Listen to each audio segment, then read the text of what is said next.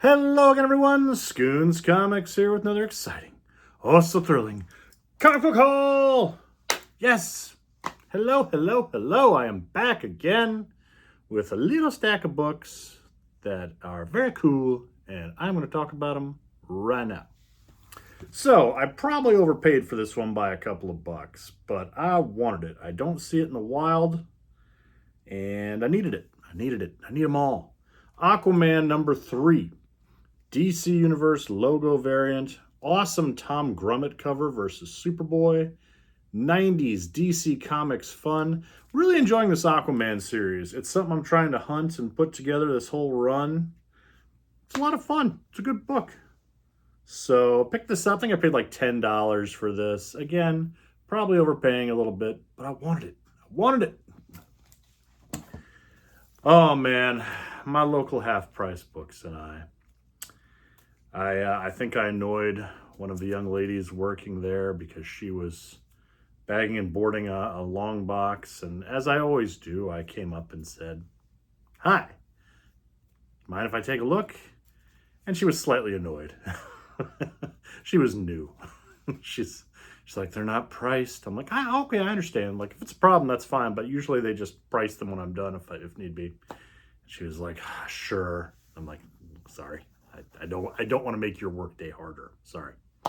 But then a couple of the regulars came around and said hello to me and like, "Oh, he's here all the time." I'm like, thank you. So we were cool then, but I grabbed a couple of things out of there. Oh, and more importantly, she said that one of the customers had blown up at a couple of the employees there lately while going through the comics because he was insistent on getting to like a box that he saw like behind the register that they were not wanting him to go through yet. And he was adamant about it. I don't know who this person is. Boy, there's us comic people. God bless us. We're a special bunch. So hopefully he doesn't ruin it for the rest of the class and I'm still able to go and look at my books and find such great things as Ghost Rider number 2. This is one, if you see it, was not for resale. No price on this. This came with one of the action figures in the 90s. I really have no idea what.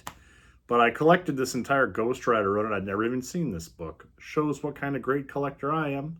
No clue. And as usual, if I see something I have no idea about, if it's a couple bucks, I try to buy it. So I bought it. And then they also had this one. Thunderbolts number 1. How timely. And it's the newsstand edition from 1997. See, it doesn't say direct edition there, so it's just the barcode, which means it's the newsstand. That's really cool. $2 for that. Awesome. Really enjoyed the Thunderbolts movie, by the way. Didn't feature any of these characters, but still a good movie. You know, and I picked these two up just because I love Godzilla. Everybody loves Godzilla. And I don't see the comics from IDW for cheap much. Like, a lot of them are like, okay, like, this is the Godzilla Mecha Godzilla 50th Anniversary Special. One shot. Was originally $7. I got this for $2. Just fun. It's Godzilla. I am trying to cut back on just fun books. But, you know, it's $2. I bought it. What are you going to do?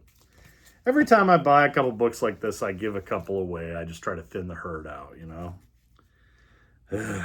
But this one's an awesome cover. Godzilla Rivals featuring Space Godzilla. Look at the colors on this. This is so cool. And Space Godzilla is not the greatest of Godzilla characters, but I enjoy him. I mean, he's part comet, part Godzilla. What's not to love? Cool looking book. Then I went back to half price about a week later, and they had all these goodies sitting here. They had a bunch of Silver Surfer, which is another run I'm working on, but I didn't want to pay $2 each for a lot of these common issues. Like, I bought a few for run fillers, that stuff that's later in the run that's a little bit harder to find. Paid a couple bucks for those, but I'm not going to show those because there's nothing too exciting about those. But I did pick up a couple of nice ones. I got Silver Surfer 44, which is the first appearance of the Infinity Gauntlet. The Infinity Gauntlet. Got that for $2. That's pretty nifty, huh?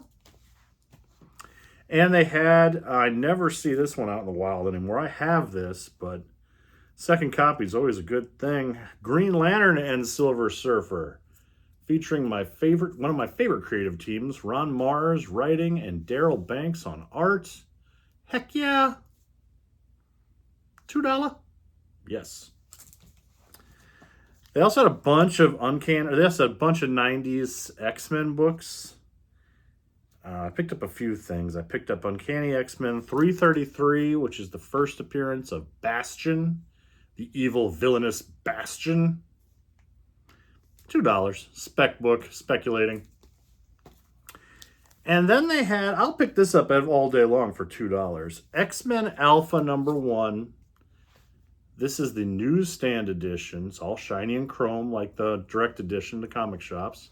This is the start of the, well, really the start of the X-Men Apocalypse storyline, depending on who you ask. But it has a bunch of first appearances in here, and for $2, yes, pick that up all the time. And they had the second print, which is not the shiny chrome edition. I'd never seen a second print before, so again, shiny, shiny, not as shiny. Shiny, not as shiny. Comics are educational. So, that's really cool.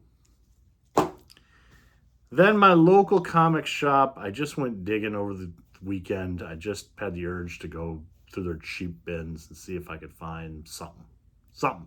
Sometimes you just got to hunt. And local antiques malls have done me no good lately.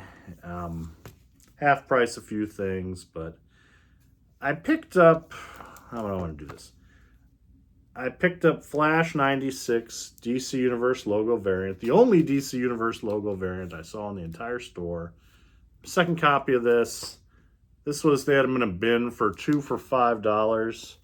So I'm like, well, now I got to find something else. And I grabbed Justice League America #70, Funeral for a Friend, newsstand edition. I love this storyline. And I do believe this is a condition upgrade for me. So I picked it up. I can't stop collecting the Death Superman. Can't stop. And last but not least, 2 books. I got one off eBay here and the other from my local comic shop. This one was total random on eBay. I started looking at Strange Adventures from DC Comics. I recently read Tom King's amazing take on Adam Strange, his Strange Adventures mini-series from a couple of years ago. I got the trade paperback from it, and it was a really great read. So I started looking at the 60s title, Strange Adventures, and I saw this one, and it was really cheap. And I love the cover so much, and it was in really nice shape. Strange Adventures #200. The Man with the Comet Head. Yeah. Guy's got a comet for a head. This from like 1966 or 67. Beautiful condition. This just screams you've got to read this book. You pick this up and you're like, why does he have a comet for a head? I must find out. There's a lot of really nice Strange Adventure covers out there, and I'm watching a few on eBay. If they're cheap, I don't know. I don't know what I'm doing. I like comics. So cool. And then last but not least at my local comic shop, looking at their shiny books on the wall, the expensive, the keys. And they had a bunch of Silver Age Marvel, and they're all out of my price range, all $100 plus. And then this one was $30, and it's beat up, but it presents really well, and I think I got a really good deal here. Tales of Suspense #58. Early Captain America appearance in this run. Here fighting Iron Man. Just a really cool cover. Shortly thereafter, I think starting the next issue, Cap splits the book with Iron Man. Half the book features Iron Man, the other half features Captain America.